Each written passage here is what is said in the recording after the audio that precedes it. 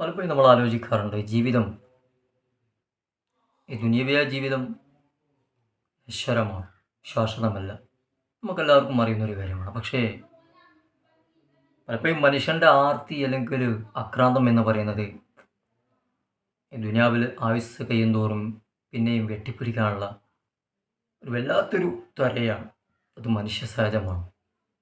പക്ഷെ പലപ്പോഴും ആലോചിക്കാറുണ്ട്, നമ്മൾ ഈ ഭൂമിക്ക് മേലെ ചുരുങ്ങിയ 60 70 അല്ലെങ്കിൽ ഏറി വന്നാൽ 80 വർഷം മാത്രമാണ് നമ്മൾ ജീവിക്കുന്നത്, അല്ലേ? നമ്മൾ ആലോചിച്ച് നോക്കിയേ, ഞാൻ പലപ്പോഴും ആലോചിക്കാറുണ്ട്.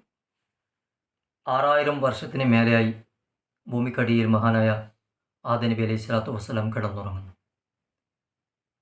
അങ്ങനെ ഒരുപാട് പ്രവാചകന്മാർ 6000 വർഷത്തിന് മേലെ ഭൂമിക്കടിയിലാണ് കടന്നുറങ്ങുന്നത്. 1400 വർഷങ്ങൾക്ക് മേലെയായി നമ്മുടെ മുത്തു റസൂൽ സല്ലല്ലാഹു അലൈഹി വസല്ലമ തങ്ങൾ ഭൂമിക്കടിയിൽ കിടന്നുറങ്ങുന്നു.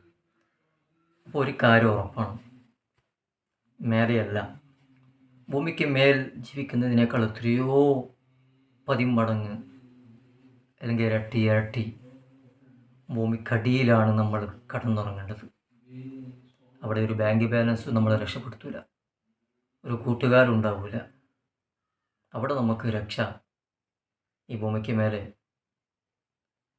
വെച്ചിരിക്കുന്ന ഉൾക്കാലുകൾ അല്ലെങ്കിൽ കാൽപാദങ്ങൾ അഹങ്കാരമില്ലാതെ, വലിപ്പത്തരമില്ലാതെ, പൊങ്ങച്ചമില്ലാതെ നാം ഉണ്ടാക്കിയ സൽക്കർമ്മത്തിൻ്റെ വൈത്താരകളാണ് ആ ഭൂമിക്കടിയിൽ ഉണ്ടാവുക എന്നതിൽ യാതൊരു സംശയവുമില്ല. കാരണം ആലോചിച്ച് നോക്കി, 6000 വർഷത്തിന് മേലെ ആദം നബി അലൈഹി സ്വലാത്തു വസ്സലാം ഭൂമിക്കടിയിൽ കടന്നു. 1400 വർഷങ്ങൾക്ക് മേലെയായി ഹബീബായ തങ്ങൾ ഭൂമിക്കടിയിൽ കടക്കുന്നു. ഭൂമിക്ക് മേലെ എന്ത്?